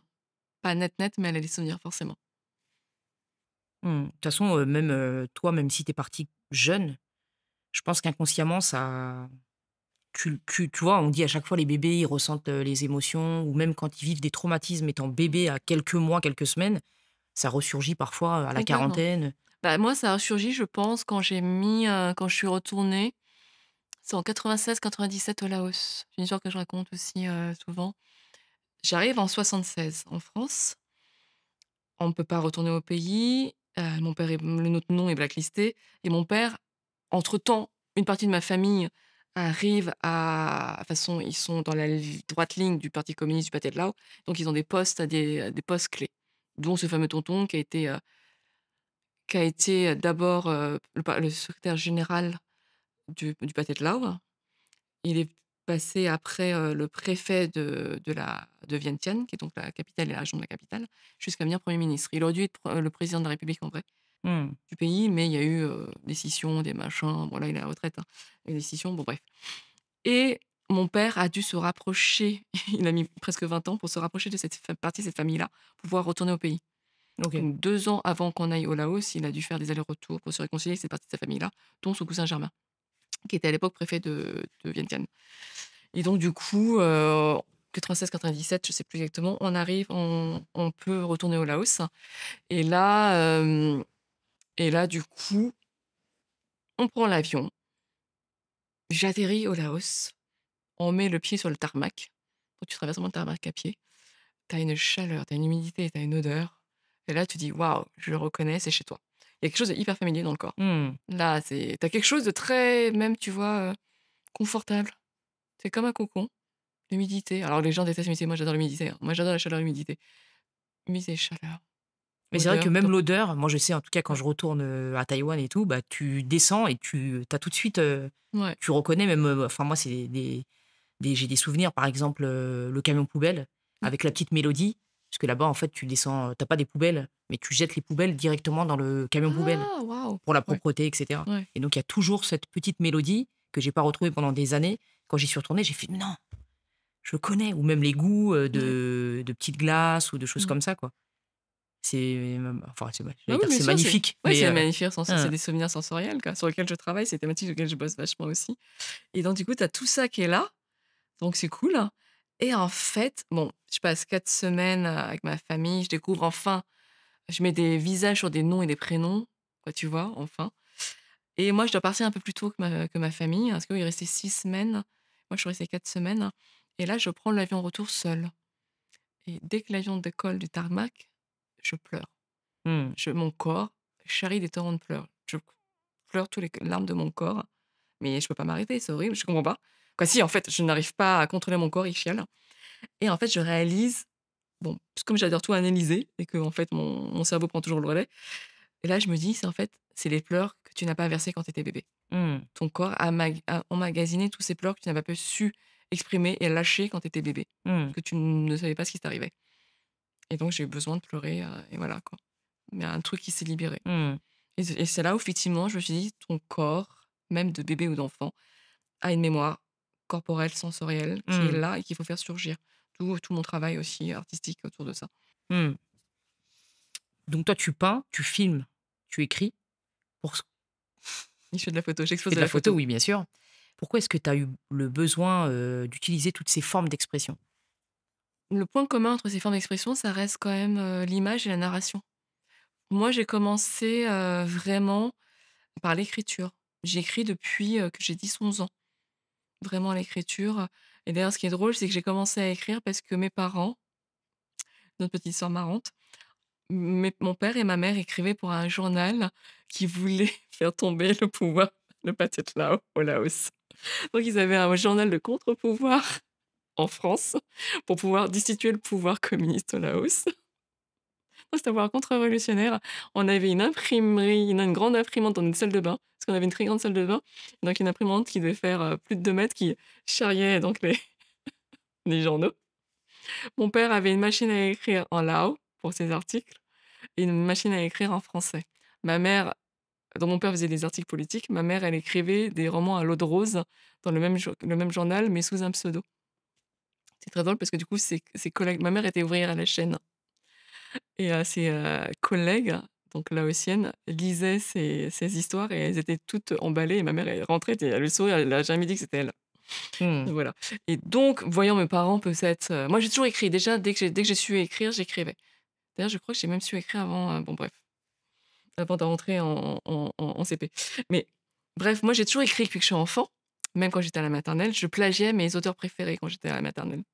Non, maternelle, tu sérieuse meuf? Non, en primaire, pardon. Et donc du coup, j'ai vraiment commencé à écrire mes propres histoires quand j'étais, au collège, et il y avait cette fameuse machine à écrire en français et je me la suis appropriée. Mon père m'a jamais rien dit, il m'a toujours laissé. Donc j'ai commencé à écrire comme ça, et donc c'est vraiment par les histoires, donc vraiment le storytelling, la narration et l'histoire qui m'a amenée au cinéma, à l'écriture visuelle. Parce que j'ai une écriture visuelle. J'étais fan de Zola, Émile Zola quand j'étais enfant, parce qu'il a vraiment une écriture extrêmement visuelle. Quand tu lis Émile Zola, c'est du cinéma. Tu vois, les descriptions, c'est vraiment des films, hein. Et donc vraiment, et d'ailleurs quand j'étais enfant, je racontais des contes à mes sœurs, tu vois? Donc du coup, c'est vraiment l'histoire, le récit, la narration qui m'a amenée à devenir, l'artiste visuel que je suis actuellement. Parce que l'histoire, le commun, c'est vraiment, je raconte des choses, même en photo, même en peinture. C'est important pour moi, il faut qu'il y ait une histoire et un sens. Par exemple, moi, quand je fais de la photo, je ne fais pas de photo comme ça. Il y a toujours quelque chose qui est raconté derrière. Je ne fais que des projets s'il y a que s'il y a Un une sens, analyse quoi. ou un Ouais. sens. Ouais. Je suis pas quelqu'un qui, parce que j'ai besoin d'un moteur. Mmh. Enfin, j'ai pas, moi, tu me verras, je suis photographe. Il y a plein de mecs qui sortent toujours avec leurs appareils photo, machin. Moi, tu me verras jamais avec un appareil photo, Mmh. sauf si j'ai quelque chose en tête. Ouais, toi, tu vois pas que l'aspect esthétique, en fait? Du tout. Ouais. L'esthétique, en réalité, m'intéresse pas. Si, il y a une partie esthétique qui m'intéresse parce que je travaille beaucoup sur l'esthétique aussi, parce que c'est un travail visuel, mais l'esthétique pour l'esthétique m'intéresse pas, vraiment. Il y a peut-être finalement une esthétique, mais si cette esthétique-là représente une certaine recherche de travail. Tu vois, moi, je fais des photos qui ressemblent à de la peinture, donc parce que j'utilise le sténopé, c'est une technique que j'ai développée depuis 10 ans, et pour arriver à ce résultat-là, et c'est effectivement, du coup, c'est ce qui m'intéresse. C'est d'amener cette fusion entre la photo et la peinture, Mmh. et c'est pas étonnant qu'après j'ai migré sur la peinture. Parce que Mmh. c'est une trajectoire qui est un petit peu logique, et j'aime les zones de flou. J'aime pas les frontières. En même temps, je pense que c'est propre à mon histoire. Quand tu es, façon, une migrante, Mmh. tu n'aimes pas les frontières. J'aime pas la notion de frontière, en réalité. C'est pour ça que la première fois que j'ai fait mes expos photos, j'ai fait de la photo depuis très longtemps, hein, mais j'ai vraiment fait ma première exposition photo en 2016, et quand les gens m'ont dit: «Waouh, je savais pas que tu fais de la photo en plus», dans ma tête, je me suis dit: «Mais quand tu fais des films, c'est de l'image, donc la photo, c'est très logique pour moi aussi. C'est du cadre, hein». Ouais. Je suis réalisatrice, je fais du cadre, mais sauf que c'est un cadre mouvant, ou sinon, les gens à l'intérieur de ton cadre sont mouvants. Mmh. Sauf que là, c'est de la photo, c'est de l'instantané, mais ça raconte un truc aussi. Donc pour moi, il y a pas de frontière. C'est Là, c'est vrai vraiment que quand on voit tes photos et tes peintures et bah, c'est comme un mélange de même les photos de texture, complètement. de lumière, Ouais, bah, c'est le but, ouais, complètement. Mmh. Voilà, c'est ces zones de flou, parce que je travaille beaucoup sur les zones de flou aussi, c'est là où je vais chercher les choses, et j'aime bien aussi quand les gens interprètent les choses. Donc je laisse aussi une certaine part d'interprétation au public, parce que j'aime beaucoup quand la personne en face reçoit ton histoire ou reçoit ton œuvre et se l'approprie. C'est des choses qui sortent et tu te dis: «Non, c'est pas du tout ce que je voulais», mais c'est très, très intéressant. Très intéressant parce que finalement, tu vois en face l'âme de l'autre. quelque part, tu vois, sa pensée. J'ai tellement, même quand tu envoies des scénarios des amis ou des films, tu te vois comment ils se l'approprient, tu dis: «Waouh, toi, tu es en train de traverser un truc actuellement». Ouais, c'est vrai C'est ça. hyper intéressant. Tu traverses quelque chose dans ton histoire personnelle qui n'est pas du tout la mienne, à laquelle j'ai pas pensé, mais que j'aime beaucoup. Alors, arrête-moi si je me trompe, mais tu as coécrit le scénario, du court-métrage Nos féministes Ouais, avec, Aïssa Maïga, je crois que ça se prononce comme ça, hein. ouais. Et ça, c'est un titre qui interpelle, qui m'a Ah, interpellé en tout cas. dis-moi. Bah, Nos féministes, c'est je trouve, hein. Comment est née cette collaboration? Et est-ce que tu peux nous parler un petit peu de ce projet? OK. Alors, à la base, c'est venu parce qu'il faut savoir qu'à Cannes, il y a, les talents Adami Cinéma qui, depuis des années, a un partenariat avec le Festival de Cannes pour que des comédiens passent à la caméra, derrière la caméra, deviennent réalisateurs. Donc là, cette année-là, il y a un changement de production. C'est DACP qui prend, emporte l'appel d'offres. Je suis appelée par l'un des associés, que je connais, qui me dit: «J'aimerais beaucoup t'avoir comme scénariste, parmi le pool de scénaristes. Sauf que là, on vient juste avoir l'appel d'offres, donc il va falloir que tu passes des tests, meuf». D'habitude, je ne passe jamais de tests. Il va falloir que tu passes des tests parce que nous, on te connaît, mais il faut les convaincre eux. Il faut convaincre la Dami, en face. Donc j'envoie une lettre de motivation, chose que je ne fais jamais. CV motivation, que je fais très rarement, parce que dans le milieu cinéma, c'est rarement que ça se passe vraiment comme ça. Je le fais, lui me dit: «De toute façon, toi, tu fais des films de genre, donc oriente vers ça parce que c'est ta particularité». Oui, je suis une meuf qui fait des films de genre. Donc voilà, j'arrive à avoir ce test-là. Donc du coup, on devient un petit pool d'auteurs. On est peut-être 18-20 finalement. Puis là, les, comédiens aspirants réalisateurs sont sélectionnés. Ils sont 4, dont il y a Issa Manga. Et là, ils nous font une petite note d'intention de ce qu'ils aimeraient faire. Et toi, tu dois proposer un petit synopsis, même d'un quart Quelques de lignes, quoi. page, même Mmh, pas, tu OK. vois? Et le hasard fait que, bon, je le fais sur les autres, Aïssa Manga a le désir de faire, elle, son désir de film, de court-métrage, c'est, une troupe de théâtre qui est en plein préparatif de leur avant-première, de leur première et comment, en fait, les synergies, se créent, l'angoisse, voilà, comment la création et la synergie se créent à ce moment-là, à ce moment précis de la pièce de théâtre. Et elle veut absolument, un comédien japonais qu'elle adore particulièrement. Et là, bien sûr, je vais avoir un trou sur le nom du de ce grand metteur en scène japonais que j'avais rencontré quelques mois auparavant. Parce que c'est drôle que moi, du coup, je le connais. Parce que quelques mois auparavant, j'anime une table ronde sur la représentation des Asiatiques dans le cinéma et l'audiovisuel français dans le festival pluriel de Compiègne. Et c'était l'un des intervenants et moi, j'étais, l'animatrice modératrice. Donc forcément, je le connais, je Mmh. connais son œuvre et j'étais allée le voir aussi au théâtre auparavant. Donc du coup, je le connais. Moi, j'adore le Japon, je fais du japonais, tu vois? Je connais leur culture et leur art, notamment le théâtre No, le kabuki et le théâtre No, qui est une forme de théâtre particulière avec des masques, OK. tu vois? Avec des stéréotypes, des archétypes, avec des masques, masque de la jeune fille, masque du guerrier, et cetera. Donc je connais les univers, hein.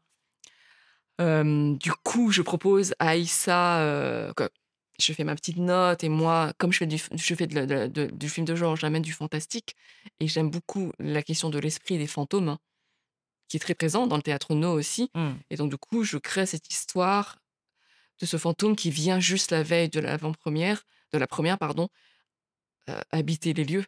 Parce qu'il y a quelque chose qui est pas réglé avec le metteur en scène, hein. Et en fait, Mmh. c'est une histoire d'histoire volée et c'est une histoire d'une femme aimée dont il a volé l'histoire, d'où le côté féministe. C'est des choses qui sont partagées et en fait, du coup, je propose ça. Donc je suis sélectionnée, j'ai un entretien sur place. On débriefe, les scénaristes qui sont, sélectionnés. Sauf que là, Aïssa prévient qu'en fait, elle a un retake à faire parce qu'elle est en plein tournage. Donc en gros, j'arrive à 16h. On nous fait notre petite réunion, de débrief et je reste sur place jusqu'à 8h parce qu'Aïssa finit à 8h. Elle me prend dans le taxi retour. J'ai que 15 minutes avec elle ou 10 minutes avec elle pour la convaincre de me prendre. Donc il y a le temps. Et voilà. Et en fait, la semaine passe. Ils devaient nous prévenir. La semaine passe, il se passe rien. Sauf que là, le producteur m'envoie un petit message, me dit: «Ouais, t'inquiète pas, les réalisateurs, veulent, prendre du temps». Moi, je me dis: «Bon, s'il m'envoie un message, c'est que ça sent bon quand même». Parce que j'ai un autre pote, il me dit: «J'ai pas de nouvelles, machin». Je fais: «Ah merde, je crois que lui, il est pas pris».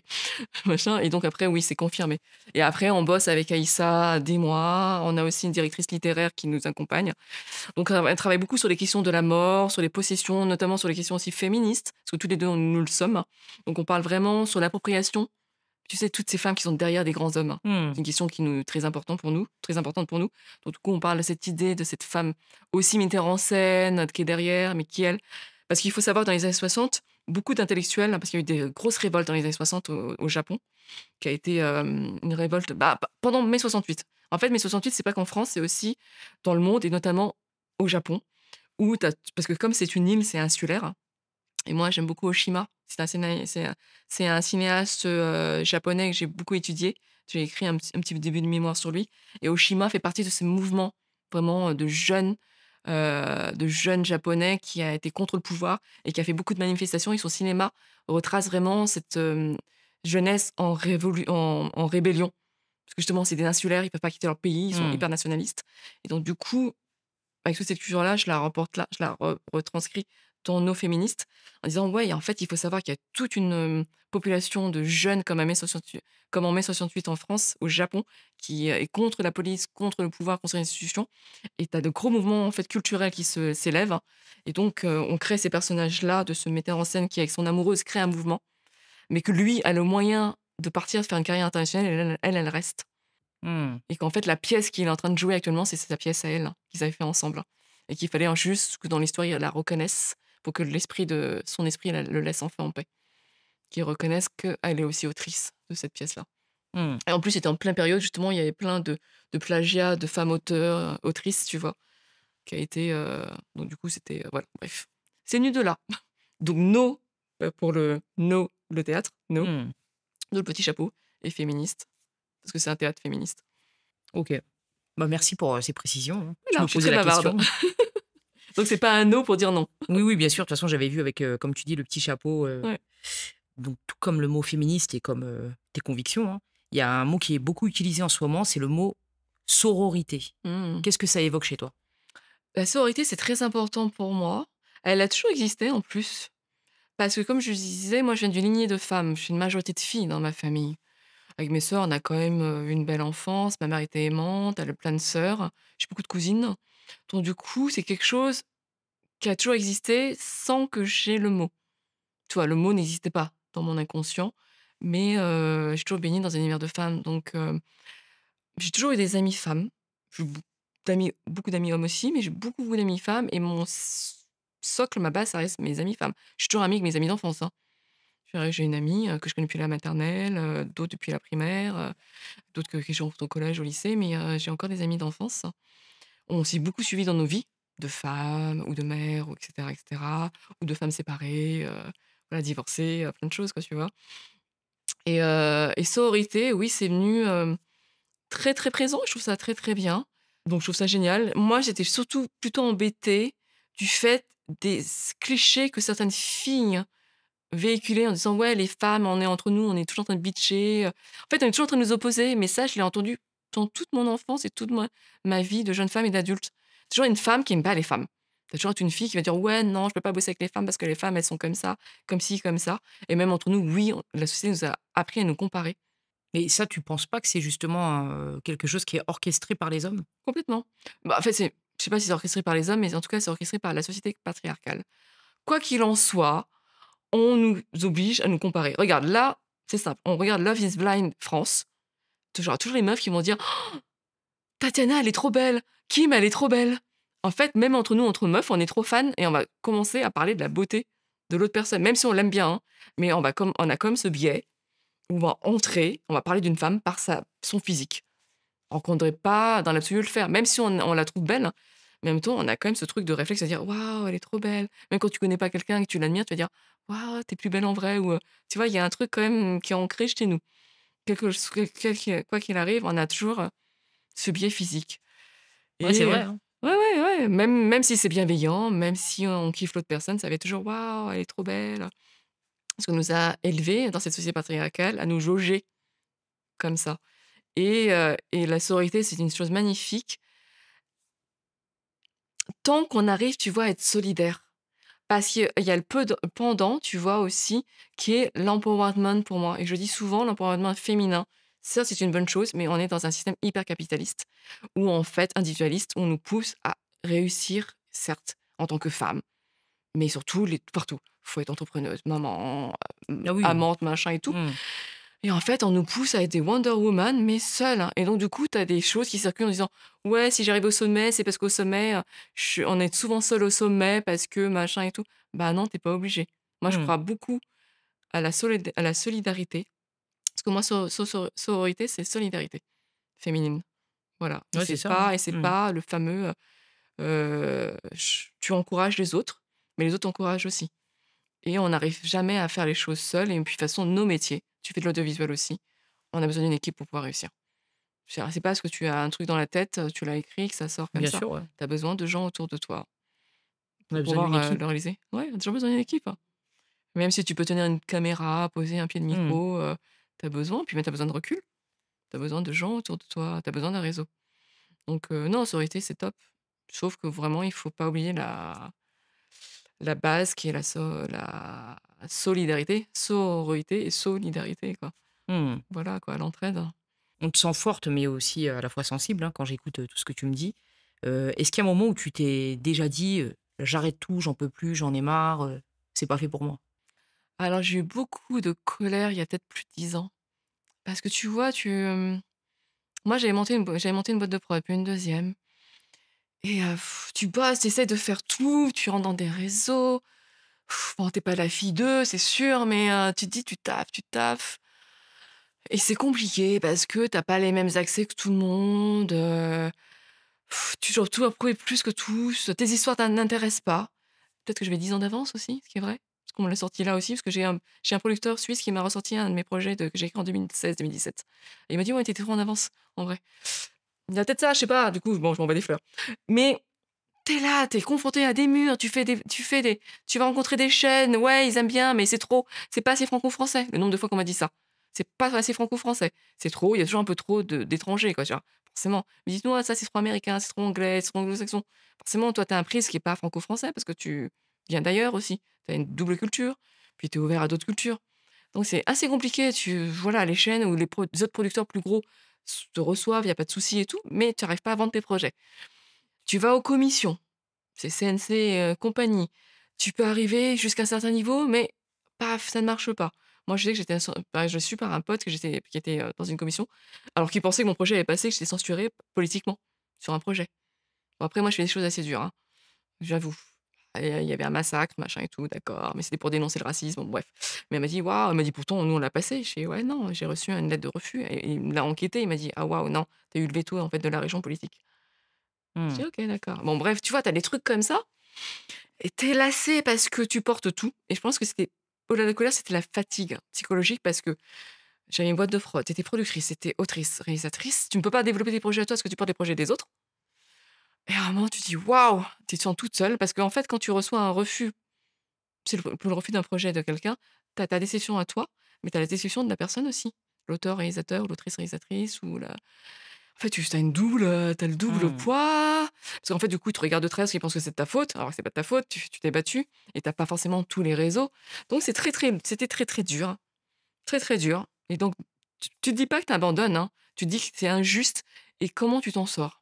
C'est compliqué et après, un moment, ch les choses s'arrangent parce que tu te construis ton réseau. Puis à un moment, je me suis dit aussi: «Meuf, en fait, faut que tu arrêtes de produire parce qu'en fait, tu détestes produire. Tu le fais bien, tu es correcte, tu sais faire». Bah, en même temps, tu as un passé de juriste, hein. Tu sais le faire. Mais c'est parce que tu kiffes, parce qu'en fait, tu t'es oublié. Tu portes les projets des autres, tu te portes pas toi. Et donc du coup, quand j'ai commencé à lever le pied de la prod, vraiment, même si j'ai gardé ma prod pendant longtemps pour facturer et déclarer en fait, d'annoncer aux gens: «J'arrête de produire, j'ai pensé à moi, je reviens à mes projets et tout» et là, ça s'est arrangé et même c'est là où j'apprends que les autres potes producteurs viennent te voir, te disent: «Ah ouais, en fait, fais-moi lire ce que tu fais, je suis intéressée, je peux lire» et là, je comprends en fait, effectivement, on est dans un système de cases, que tu peux pas être à la fois productrice, autrice et réalisatrice parce que même mes potes producteurs ou productrices me disent: «En réalité, comme tu étais productrice, je savais pas si j'avais ma place». Parce que nous, on aime être challengés. Du coup, si tu savais déjà produire, on savait pas si on pouvait t'aider ou pas. Alors, je dis: «Mais fallait m'aider avant, éco, les gars» et en fait, là, ils avaient leur place à eux. Donc c'était un peu plus facile, hein, de dire: «Ouais, tu as des gens qui viennent te voir». Parce que déjà mais c'est pas miraculeux, hein, c'est parce que tu as bossé le réseau avant. Moi, j'étais au cœur, j'étais dans plein de conseils d'administration. J'ai fait plein de taf bénévole dans les syndicats, dans les fédérations, dans les assos, machin et cetera. J'étais sur le terrain, j'étais participeuse à événements, j'étais à des tables rondes, tu vois? Des trucs comme ça. Donc tu as taffé et donc visiblement tu as ce réseau finalement qui te connaît, qui te fait confiance, donc c'était plus facile et ce qui est marrant aussi, là, c'est le premier truc où tu as les potes qui disent: «Ah mais fais-moi lire». Je fais: «Putain, vous pouvez pas me le dire avant? Si j'avais su, j'aurais été la prod avant». Voilà, je peux dire: «Voici, est-ce qu'on peut travailler ensemble? On voit» et après l'autre truc qui a été aussi, libérateur, c'est quand j'ai affirmé mon statut d'artiste polyvalente. Comme je dis, le mot que j'aime bien, c'est polyforme. C'est quand j'ai fait mes premières expositions photos, j'ai eu l'aura d'artiste qui est venue et là, les gens sont venus me chercher pour l'artiste. Pas seulement pour, l'autrice réalisatrice, donc technicienne qui avait des techniques et des méthodes, hein, mais aussi l'artiste pour mon regard et là, j'étais: «Waouh!» je sais plus, j'avais su plus tôt aussi, hein. Ça plaît ou ça plaît pas, c'est ça. Mais les gens qui sont venus du moins ce qui est bien, c'est que du coup, ça fait, comment dire? Un filtre. Les gens qui viennent te voir, ils veulent bosser avec toi pour les bonnes raisons, qui connaissent ton travail Mmh. et c'est bien et ça te libère de choses parce que moi, auparavant, tu sais, on est asiatique, on est toujours la bonne élève, hein. On me demandait de réécrire certaines grosses productions et à la fin, je réécrivais mais jamais je t'ai payé et jamais ça collait. Parce que j'ai toujours ce twist, mais voilà, tu écris, tu réécris, tu écris, hein et finalement, tu t'oublies, en fait, dans la réécriture, hein, notamment dans les séries familiales, hein. Et à un moment, quand tu as enfin, là, c'est quand tu as décidé de dire: «Fuck, je suis ce que je suis et j'ai plus rentré dans mon case» parce que moi, j'ai eu ce genre de truc, hein. «Non, toi, tu es trop un talent. Toi, tu es trop une outsideuse». Ce fameux mot qui est super flatteur, «Tu es un trop un talent, tu es une outsideuse». En gros, tu rentres dans aucune case, tu es trop machin. Je l'ai tellement eu comme barrière. Mmh. Tu es trop toi, quoi. Tu es trop machin. Du coup, à un moment, je fais: «OK, d'accord, c'est ce qu'on me reproche. Bah, je vais être vraiment totalement moi» et là, ça a marché. Je veux dire là, ça a marché dans le sens où les gens ont le plus le désir. Ça veut dire que c'est pas plus facile à monter les projets, c'est difficile à monter un projet. Mais au moins, j'ai mon équilibre et je fais mieux, je fais ce que j'aime. Mmh. Voilà, avec des hauts et des bas, de toute façon, c'est la life. Voilà, quoi. Si tu pouvais écrire une lettre à la petite, Boulomsok, celle qui venait, d'arriver, du Laos, tu lui dirais quoi? Juste un truc très simple, hein, je t'aime très fort. Tu seras très aimé, tu aimeras beaucoup aussi. La vie sera pas simple, sera pas facile, mais tu tiendras. Mais entoure-toi bien. Voilà. Imaginons que tu aucune contrainte, ni de temps, ni de budget, de rien. Mmh. Tu ferais quoi? Là, le premier réflexe, c'est de dire en rigolant, je me dis: «Un Avenger», juste pour l'éclate. C'est-à-dire, waouh, tu as 120 000 personnes dans ton tournage, tu es juste le roi du monde et en réalité, j'ai un ami qui avait dit ça parce qu'il avait travaillé sur le Da Vinci Code. En fait, un réalisateur, une réalisatrice, c'est juste un gamin qui joue avec un truc géant, tu sais, tu déplaces des trucs, tu es là et en fait, c'est ouais, pouvoir faire à ton film un grand jeu, ouais, mais j'aimerais bien un grand film d'anticipation, un truc énorme, une saga. J'ai appris que Fondation a déjà été adapté par Apple+, je crois, Apple Watch TV, je sais pas quoi. Mais Fondation, c'était, donc une œuvre, d'Asimov, d'anticipation que j'adore, hein, et que j'aurais bien aimé faire. Mais il y a plein de films comme ça, comme Ubik, toujours des, de Philippe K. Dick, qui sans cesse dans les cartons, mais qui a jamais été adapté. Mais après moi, j'adore la science-fiction, donc non, j'aimerais bien faire une grande œuvre de science-fiction. Parce que je trouve que la science-fiction, ça parle beaucoup de nos sociétés actuelles Mmh. et c'est très juste. C'est juste une petite, comme on m'a toujours reproché d'être un petit peu en avance sur les choses. D'avoir juste, voilà, ce petit pas de côté en plus, quoi. Bon, j'ai une dernière question, parce que, tu dois en avoir assez d'être sur le fauteuil. Pas du tout, je suis Non? très bavarde, hein. Ah bah, c'est cool. Et c'est aussi un petit rituel. Comme ma petite première Mmh mh. question, là, c'est ma dernière question. Si tu pouvais inviter, ou nous recommander une femme Ouais. dans ce fauteuil, qui Mmh. serait-elle? Ah waouh, il y en a tellement.